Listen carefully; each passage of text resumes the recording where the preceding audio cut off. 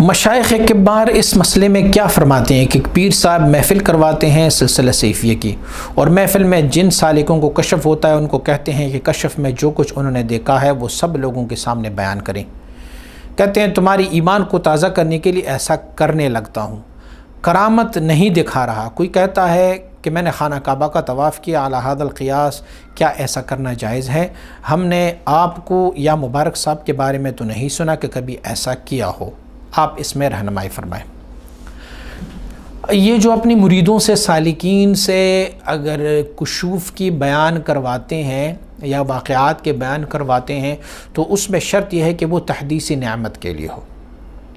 یعنی اللہ رب العزت نے ایک بندے پر یہ کرم فرمایا ہوا، یہ نعمت ہے اللہ رب العزت کی طرف سے، تو وہ وَأَمَّا بِنِعْمَةِ رَبِّكَ فَحَدِّثْ، اللہ رب العزت کی نعمتوں کا خوب چرچا کر لیا کرو۔ تو یہ چرچا ہو سکتا ہے، شرط یہ ہے کہ اس میں نیت خالص ہو، تحدیث نعمت ہو۔ لیکن پھر جو کشف صحیح ہے یا ایک کشف جو ہے یہ غلط ہے تو پھر ان کا دار و مدار شیخ پر ہے، مرشد پر ہے۔ مرشد چاہے تو ان کی کشف کی صحت، سقم اور یا غلطی مرشد ہی سے جانے، لیکن اگر یہ دکھلاوی کی وجہ سے ہو رہا ہے، تکبر کی وجہ سے ہو رہا ہے، اور شیخ یا پھر وہ مرید اس وجہ سے وہ کشف بیان کرتا ہے یا کرواتا ہے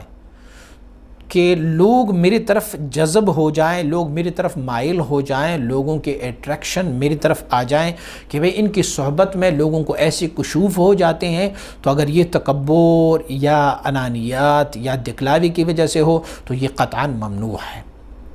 حضور نبی اکرم صلی اللہ علیہ وسلم مبارک کی عادت طیبہ مبارکہ یہ تھی کہ آپ مبارک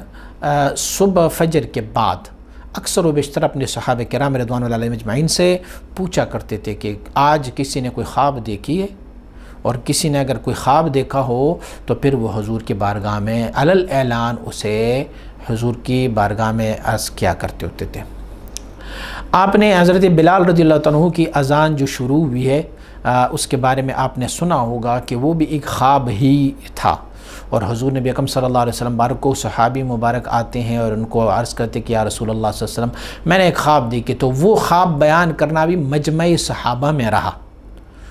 تو اگر تحدیث نعمت کے طور پر وہ پیر صاحب اپنی مریدوں سے اپنی کشوف کا یہ اظہار کروا رہا ہے تو پھر اس میں تو کوئی حرج نہیں ہے، لیکن اگر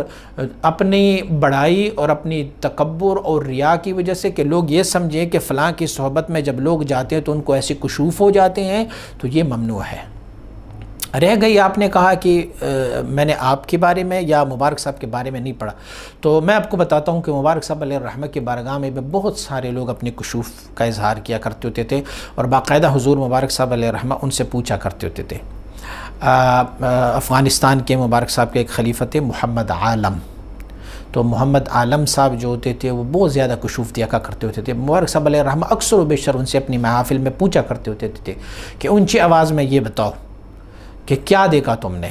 کبھی کبھار تو باقاعدہ ان کو مائک اور لاؤڈ سپیکر پہ ہی ان کی کشوف کو اظہار کیا کرتے ہوتے تھے۔ آپ اگر دیکھیں گے تو مبارک صاحب علیہ الرحمہ کی جو کتاب ہے ہدایت السالکین، اس میں اگر آپ دیکھیں گے تو اس میں سے ایک چپٹر پورا جو ہے وہ واقعات اور کشوف کے بارے میں ہے، کہ ان میں لوگوں نے مختلف کشوف اور مختلف واقعات دیکھیں اور مبارک صاحب علیہ الرحمہ نے اسے تحریر کروائے ہیں اسی کتاب کے اندر۔ تو اگر مبارک صاحب علیہ الرحمہ کی محفل مبارکہ میں یہ کام ہوتا رہا ہے تو اس میں تحدیث نعمت کے طور پر حضور مبارک صاحب علیہ الرحمہ پھر فرمایا کرتے ہوتے تھے دیکھو اللہ رب العزت کے مقرب بندوں کو اللہ رب العزت اپنے رستے، اپنے جو طریق ہے ان میں سے کشوف کا اظہار فرماتا رہتا ہے، اور دیکھو نا یہ اس بندے کو یہ کشف ہوا ہے، تو فلہذا تم اللہ والوں کی صحبت اپنایا کرو کہ تاکہ تمہیں بھی یہ کشوف مل جائیں گے۔ لیکن میں پھر سے کہوں گا اگر ریا کے لیے ہو، انانیت کے لیے ہو، تکبر کے لیے ہو، اپنی بڑائی ثابت کرنے کے لیے ہو تو پھر یہ ممنوع ہے، ایسے نہیں کرنا چاہیے۔